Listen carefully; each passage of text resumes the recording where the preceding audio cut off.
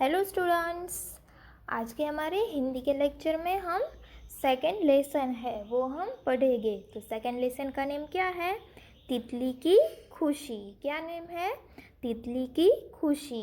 और ये लेसन किसने लिखा है? क्षमा शर्मा ने लिखा है। ओके, तो सबसे पहले हम क्या देखेंगे? शब्दार्थ देखेंगे और आपको सारे शब्दार्थ अपनी फेयर बुक में सबसे पहले लिखने हैं। ओके, चलो तो हम शब्दार्थ देखते हैं। पर, तो पर मीन्स की क्या होता है? पंख। पंख है ना, पक्षी के पंख होते हैं ना, तो उसके दो मीनिंग होते हैं, पर और पंख। और उसको इंग्लिश में क्या बोलते हैं? फेदर। फिर है मंडरा, तो उसका मीनिंग क्या हुआ? चक्कर लगाना। कोई भी चीज़ हो उसके आजू बाजू चक्कर लगाना मीन्स की मंडरा। To hover. देन अचानक। अचानक मीन्स की एकाएक, सडनली। कोई अचानक आ जाता है, सडनली आ जाता है, हम बोलते हैं ना, तो अचानक मीन्स की सडनली। फवारा। फवारा किसको बोलते हैं? अनेक छिद्रों वाली टोटी, मतलब कि उसमें बहुत सारे क्या होते हैं? हॉल होते हैं। छिद्र मीन्स की हॉल, तो उसको क्या हम बोलते हैं? फाउंटेन। ओके।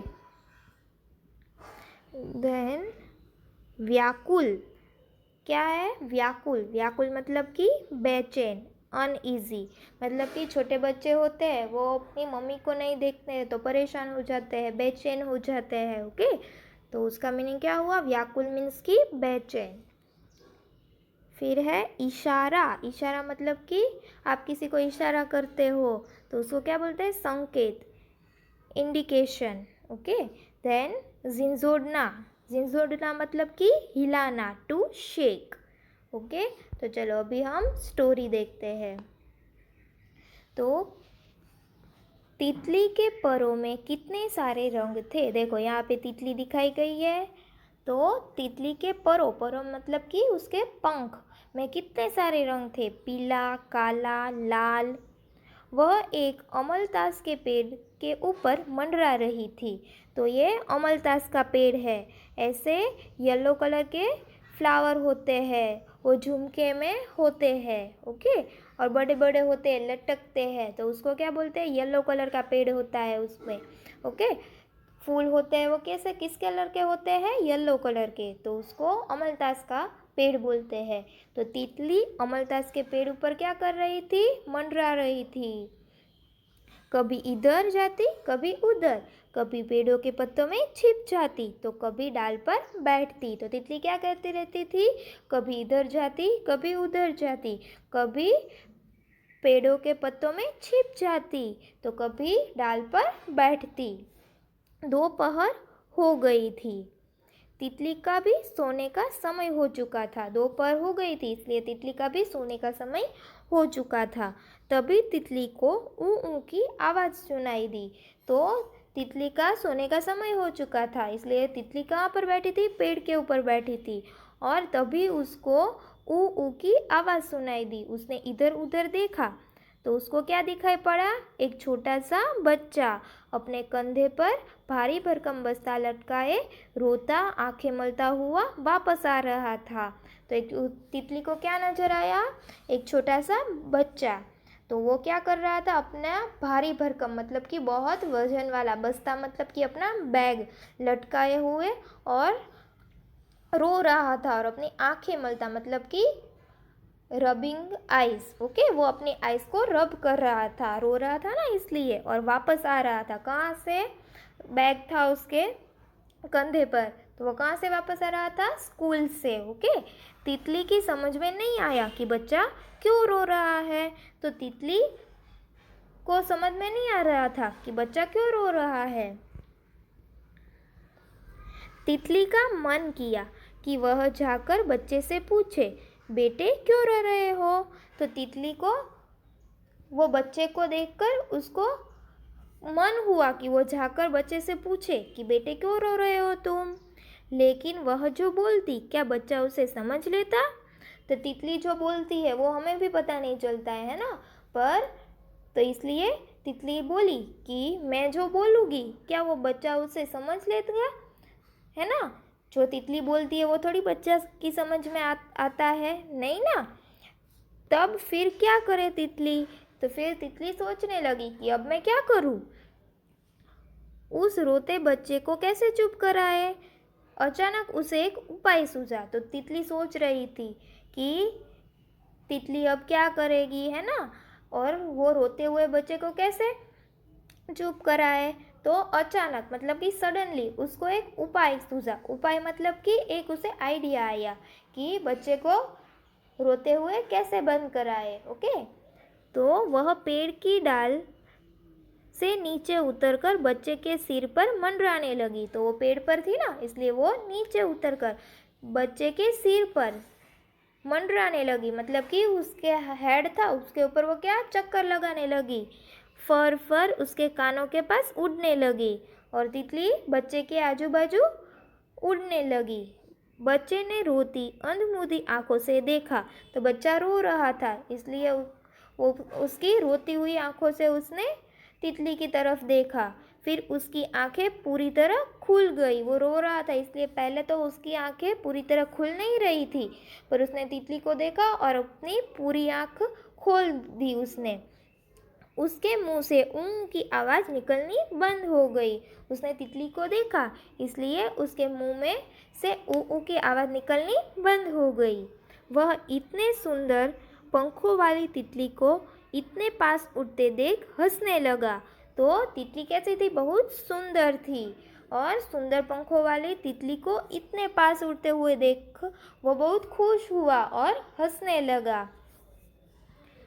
उसके मोतियों से सुंदर दांत चमकने लगे।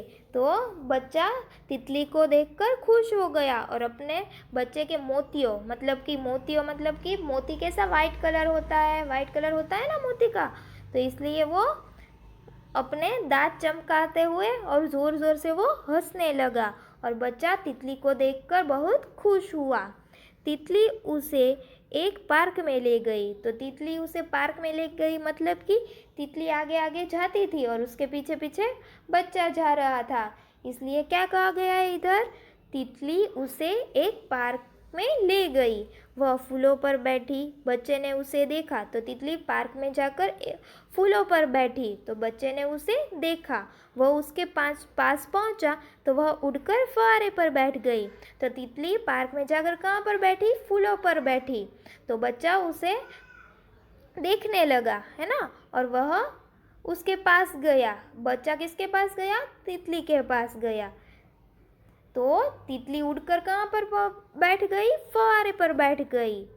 वहाँ ढेर सारे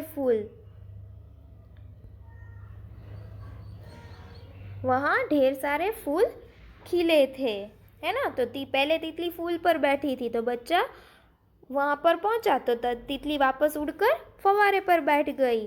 तो फव्वारे के पास बहुत सारे फूल थे। कोई और दिन होता तो बच्चा कई गुलाब, चंपा, बेला वगैरह तोड़कर अपने बस्ते में छिपा लेता, मगर आज तो उसे तितली पकड़नी थी, उसे छूना था, उसके साथ खेलना था। कोई और दिन होता मतलब कि जब उसको तितली नहीं दिखाई दी होती, तब तो बच्चा क्या करता? बहुत सारे वहाँ पर फूल थे, गुलाब के फूल थे, चंपा के, बेला के, और कई सारे फूल वहाँ पे थे।